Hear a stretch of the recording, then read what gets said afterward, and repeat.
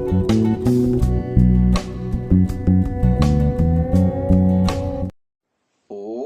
नमस्ते जी।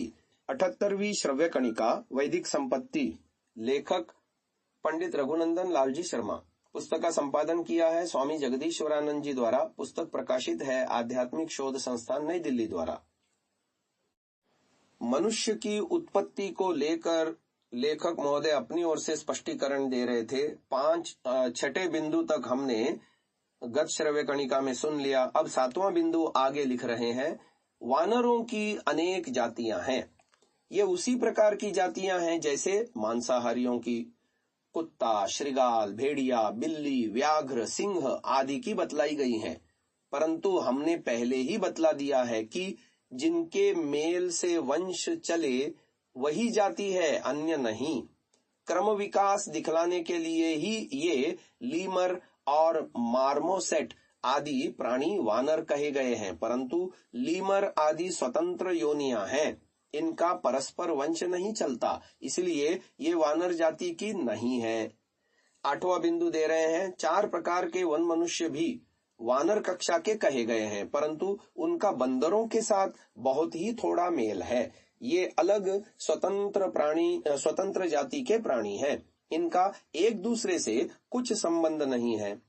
9वां बिंदु बता रहे हैं। यदि गिबन की मादा मुंह धोती है तो गाय भैंस चाट कर अपने बच्चे को साफ करती है और चिड़िया बच्चों को दाना लाकर देती हैं। यदि वन मनुष्य दबाकर खून बंद करता है तो कुत्ता भी घास खाकर जुलाब लेता है और हाथी भी दवा करता है। यदि चिंपैंजी केवल 9 महीने के बालक की सी बुद्धि रखता है तो चींटी सारे संसार का प्रबंध मनुष्य की भांति कर सकती है। इसलिए वन मनुष्य श्रेणी के नहीं हो सकते। 10वां बिंदु बता रहे हैं। मस्तिष्क की थ्योरी चींटियों के प्रमाण से नष्ट हो गई है। चींटियों के मस्तिष्क होता ही नहीं। यदि मानना ही पड़े तो उनके मस्तिष्क होता है तो यह तो प्रत्यक्ष ही है कि वन मनुष्य चिंपैंजी के मस्तिष्क से बहुत छोटा होता है। तब चींटी बिना मस्तिष्क के सब काम करती है।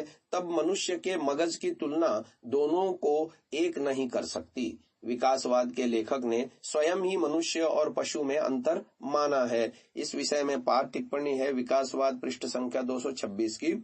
शरीर रचना और स्वभाव आदि में मनुष्य और अन्य पशुओं की समानता है। इस पर भी इसका अर्थ यह नहीं समझना चाहिए कि उनमें कोई अंतर नहीं और मनुष्य तथा वानर सब अंशों में परस्पर सदृश हैं।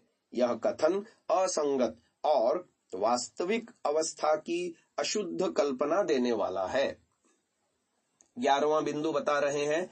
चौपाए से जब 2 पांव का होकर मनुष्य खड़ा हुआ तो आंत उतरने लगी।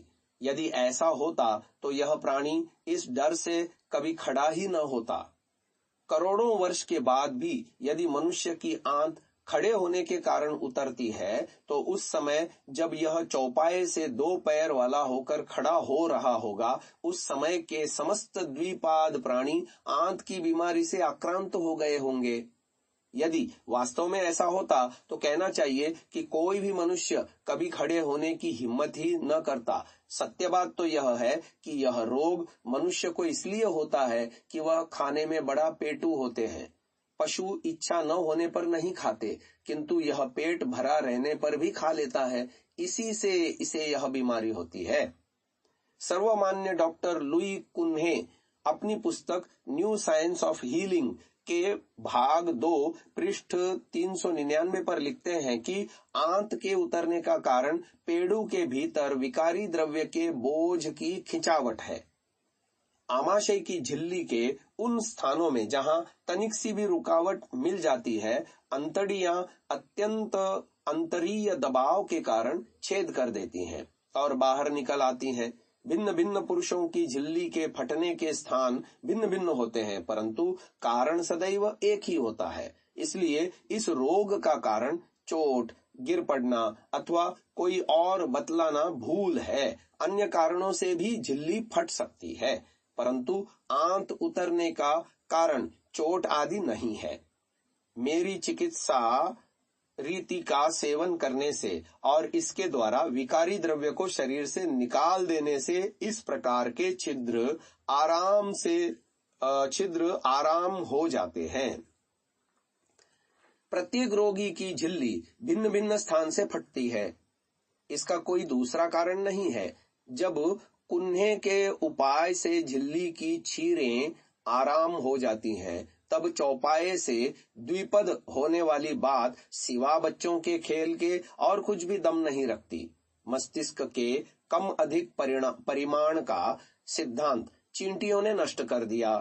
मनुष्य के साथ किसी प्राणी की तुलना में मस्तिष्क की बात कुछ मूल्य नहीं रखती। हाथ पैरों की समता का भी कुछ मूल्य नहीं। कहने को हाथ कह लीजिए, परंतु जब वे चलने का, दौड़ने का काम देते हैं, तब उनका नाम हाथ नहीं हो सकता, वे पैर ही है। जब तक वन मनुष्य दो पैर पर सीधे खड़े होकर चलने न लगे, तब तक वे चतुष्पाद ही कहलाएंगे। ऐसी दशा में पैर को हाथ बतलाना उचित नहीं। मनुष्य के हाथ हाथ हैं, परंतु वन मनुष्य के हाथ पैर हैं। अतएव हाथ के साथ पैरों की कोई तुलना ही नहीं हो सकती। बंदर पैर से भी वस्तुएं उठा सकते हैं और एक जंगली स्त्री भी पैरों से वस्तु उठा सकती है। इससे यह सिद्ध नहीं होता कि यह बंदरों की निशानी है।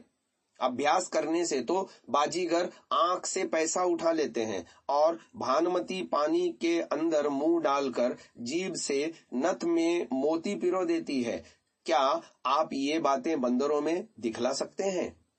अच्छे पहलवान पैर से दांव करते हैं, सर्कस वाले पैर से अद्भुत अद्भुत काम करते हैं, तो क्या ये सब बंदरों के ही चिन्ह हैं? इसी प्रकार अक्कल दाढ़ की बात है। जंगली लोगों में यदि यह शीघ्र निकलती है, तो उनके बंदर से विकसित होने की यह दलील भी ठीक नहीं है। वेश्याओं की लड़कियों के स्तन बहुत शीघ्र निकल आते हैं, तो क्या वे किसी शीघ्र जनने वाले प्राणी का विकास है? अंगों का शीघ्र स्फुटित होना खाद्य, पेय, आचार, व्यवहार और जलवायु पर अवलंबित है। हमारा विश्वास है कि जंगली मनुष्यों में अक्कल दाढ़ कच्चा अन्न और कच्चा मांस खाने से ही शीघ्र निकलती है और इसीलिए वह बड़ी भी होती है। किसी किसी के शरीर पर बालों की अधिकता का कारण गर्भ में पुरुष शक्ति की अधिकता है।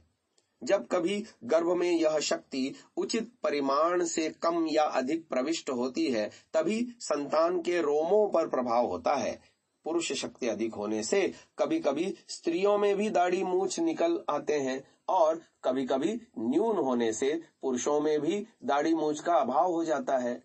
रोम, बाल, हड्डियां और स्नायु आदि कठिन पदार्थ पितृ शक्ति से ही उत्पन्न होते हैं। इसीलिए किसी किसी में बाल अधिक देखकर बंदरों के बालों का अनुमान नहीं करना चाहिए। यदि अधिक बाल वानरों का चिन्ह है, तो जिन पुरुषों के मूछ दाढ़ी नहीं होती और जिन स्त्रियों के होती हैं, वे किसका विकास है? क्या ऐसे बंदर कभी किसी ने देखे हैं जिनके दाढ़ी के पास स्त्रियों की भांति बाल बिल्कुल न हो? रहा वंश परंपरागत बालों का होना, वह तो सहज ही सिद्ध है।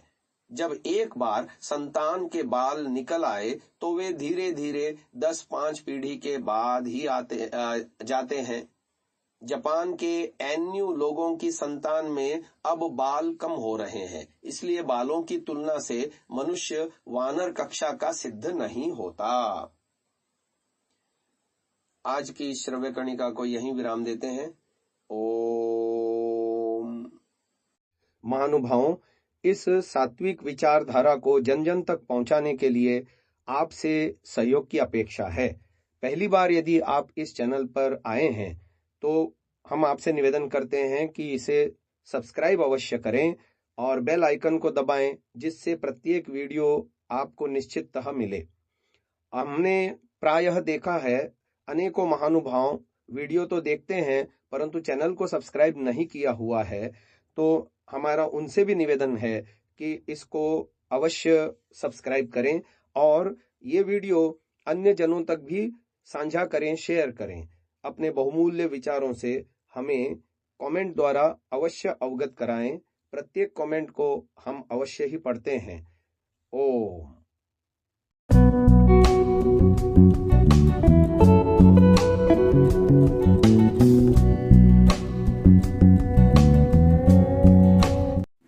Download Sansa app, R Virdal app, visit sansa.org, rvirdal.in।